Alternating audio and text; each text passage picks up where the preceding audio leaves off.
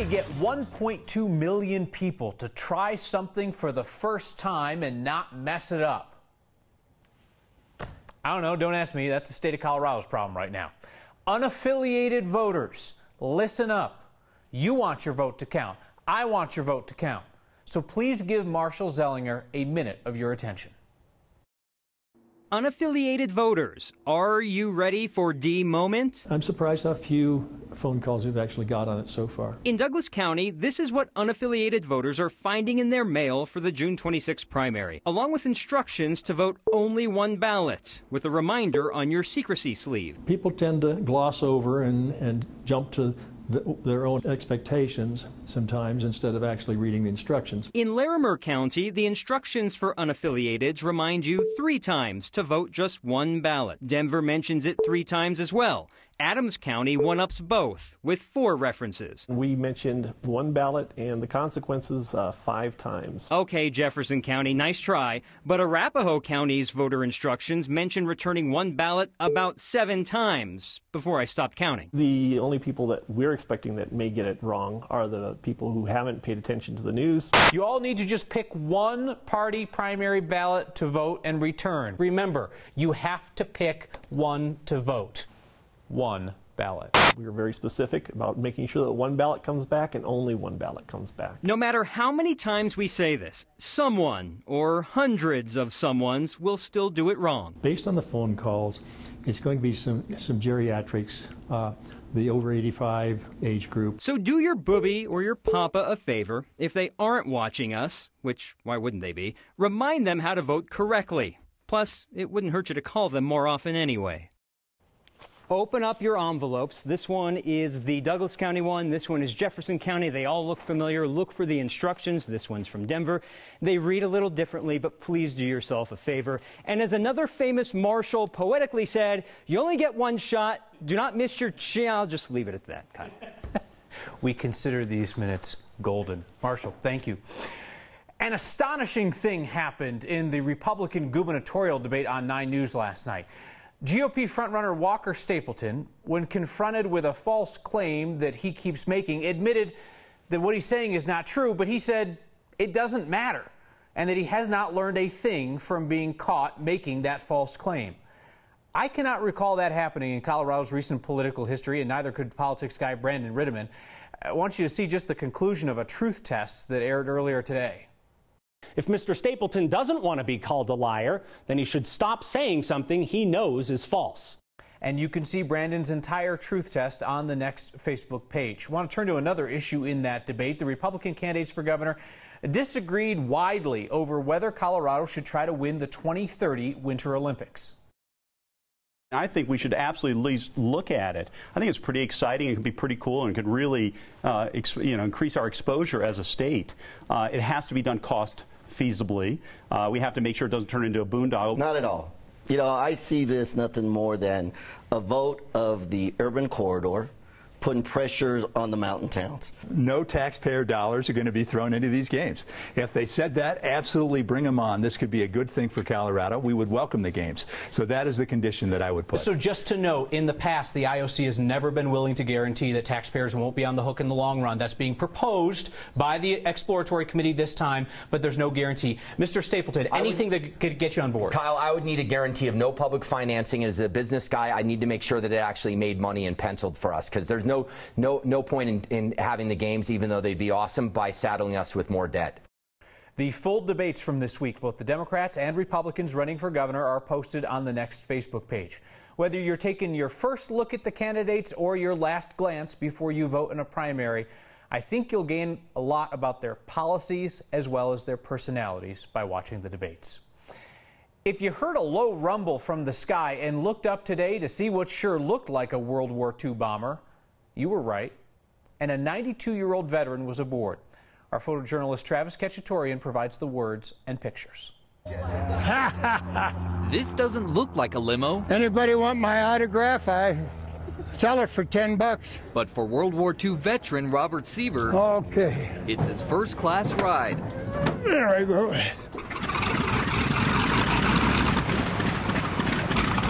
I really did. I really look forward to it. The commemorative Air Force is thanking Sieber for his service. he's getting a free ride on a B-25 bomber, which for a sailor like himself was something else. This is the first time I've ever been in a military plane. I got that serious inside 3 best here.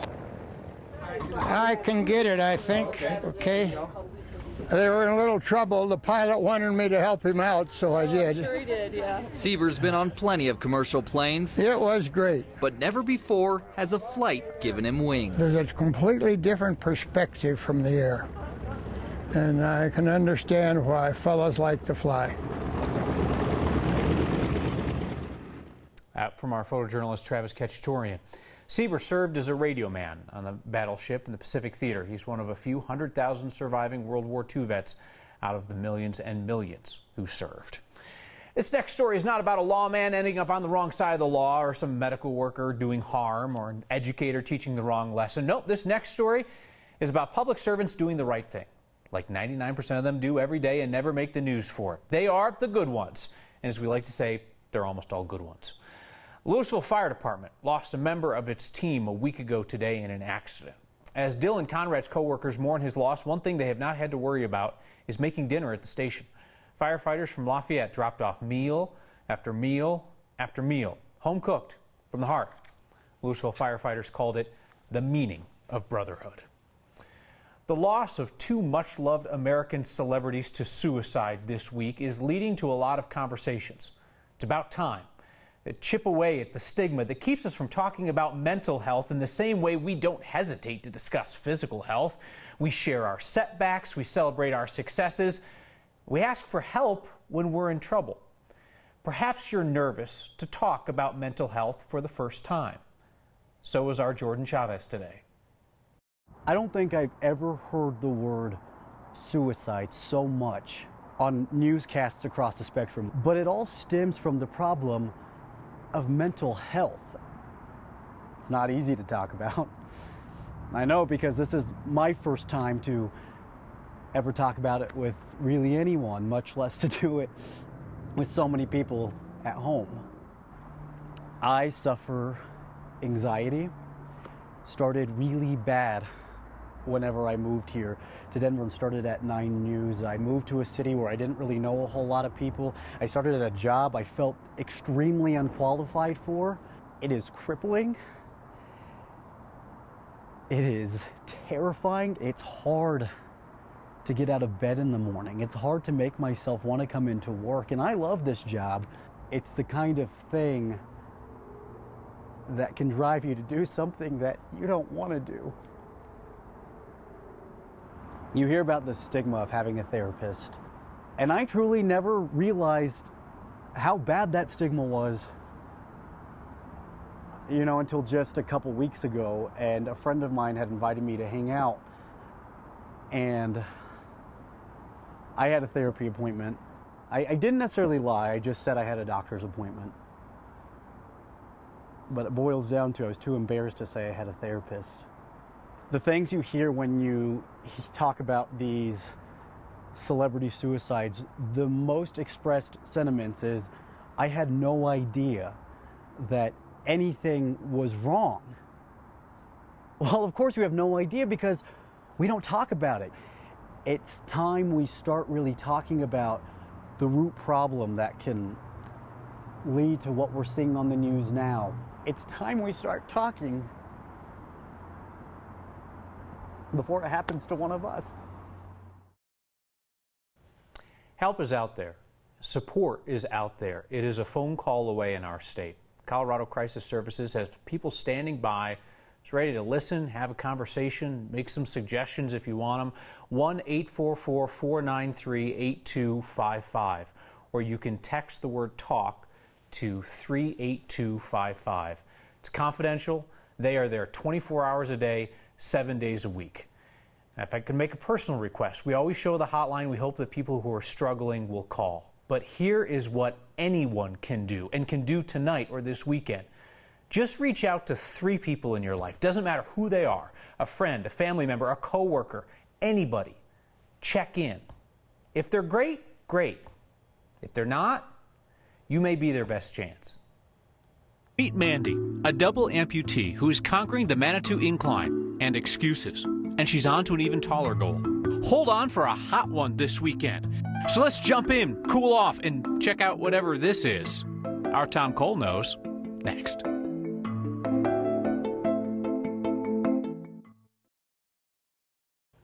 To mark her 25th birthday, a college student and full-time chef down in Colorado Springs plans to do a bit of climbing. In April, Mandy Horvath became the first female double amputee to finish the Manitou Incline. She went up on her hands.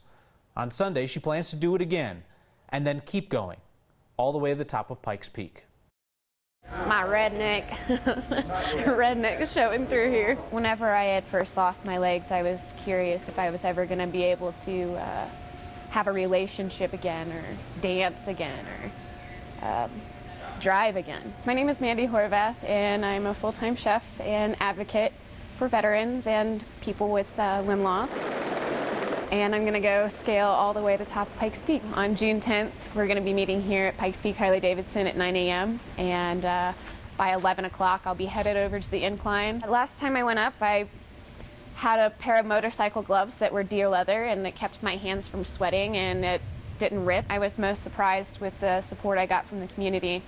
I was really worried that people were going to laugh at me or point or try to take pictures and, you know, just make fun of me, and I got the exact opposite. On July 26th of 2014, I was struck by a locomotive in Steel City, Nebraska. Suspected now that I was incapacitated by a date rape drug. Obviously, it resulted in the loss of my legs, and so now I just go about life doing things a little differently than most. For this next climb, it's definitely going to be an experience with the different terrains and the trail and whatnot.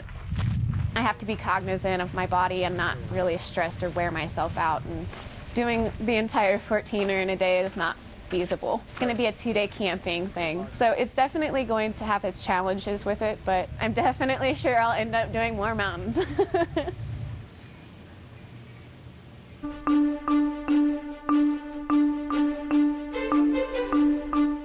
Without words, that is the definition of an inspirational woman right there. Our midsummer weather pattern, very reminiscent of a midsummer weather pattern with hot highs in the 90s. Well, it's continuing right into the weekend. We had high temperatures in the 90s all week. We should be in the low 80s. And you know what? We're going to come very close to 100 degrees the next couple of days. High pressure really isn't going to bow or give to that front coming in from the west. There's just a teeny bit of moisture coming in underneath the ridge. Any amount of moisture with heating of the day will pop up a few of those little gusty storms like we're seeing out there tonight, but they produce wind and lightning, something fire managers do not want to see, and that is exactly what is forecast heading into a weekend where red flag warnings are out for the western slope, fire weather watch areas for much of the Front Range and Eastern Plains. So just keep that in mind when you make your outdoor plans and head out, hydrate. It's going to be hot, 96 tomorrow and almost 100 on Sunday. Some relief heading into Monday and Tuesday, slight chance of a gusty storm for both Tuesday afternoon and Wednesday, and the lightning with these gusty storms lately really spectacular, but so scary. And Kyle, storms that develop over the weekend are going to do this again. All right, be safe, everybody. Thank you, Kathy. What's your favorite sport? Could it be played underwater? Well, you ponder that, and we'll dive in next.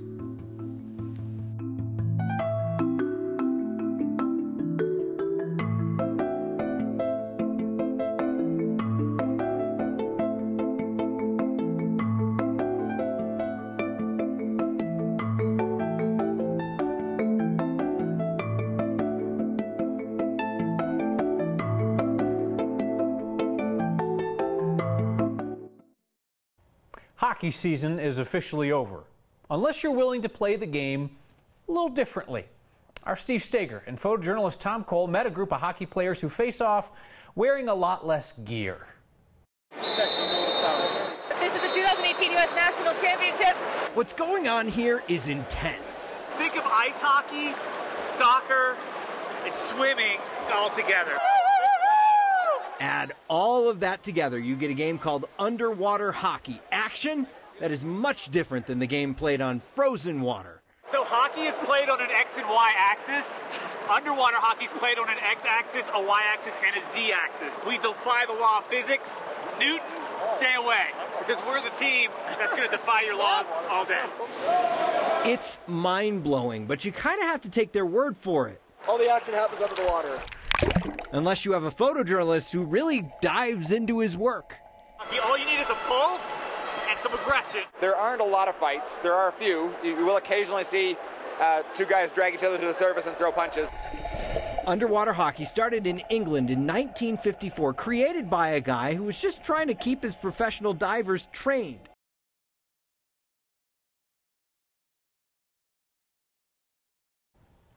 Listen, you take the equipment underwater and that's going to happen. We told the guys and they're like, no, we want to do the underwater hockey story. And I was like, fine, all right, camera's not meant for that kind of thing. We'll put that story on the next Facebook page. My apologies. The tournament started today, runs through Sunday. This Colorado team never won nationals. They're looking pretty good to advance to the World Championship in Quebec City. The most Colorado thing we saw today is Todd Summerfield's annual tradition. He takes pool floats and slides down snowpack on 14ers. This began in 2016 when Todd and his dad Jim went up to Mount Democrat for Father's Day, and they stumbled on this great sledding hill. But it is tough to find sleds for sale in the summer, so they bought floaties. This year, Todd continued the tradition with his brother Kyle and their friend Sydney. We have your good news to wrap up the week, and a pile of thoughtful feedback that has come in about the words of our Jordan Chavez. Next.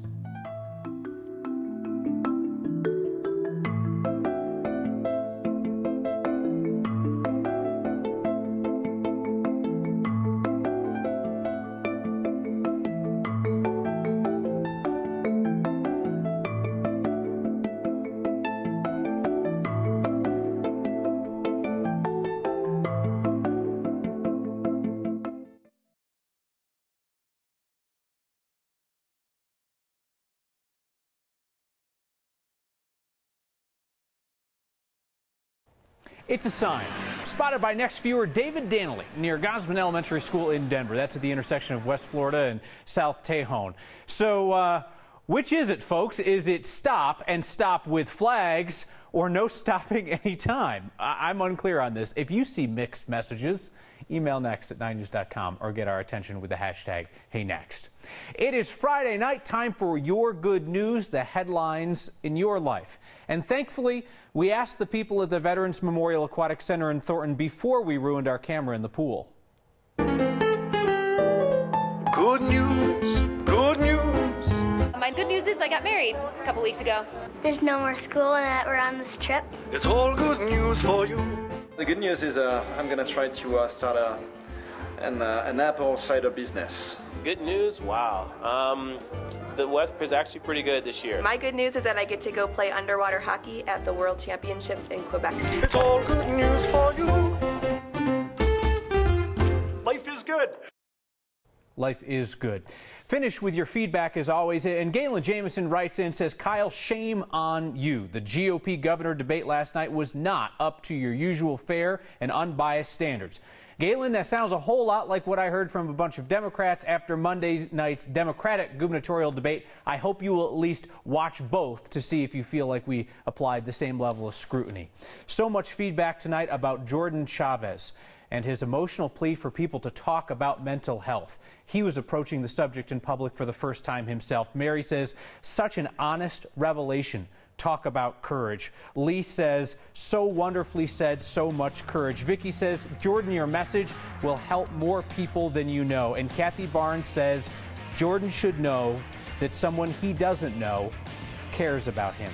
Reach out to people this weekend, please. See you next time.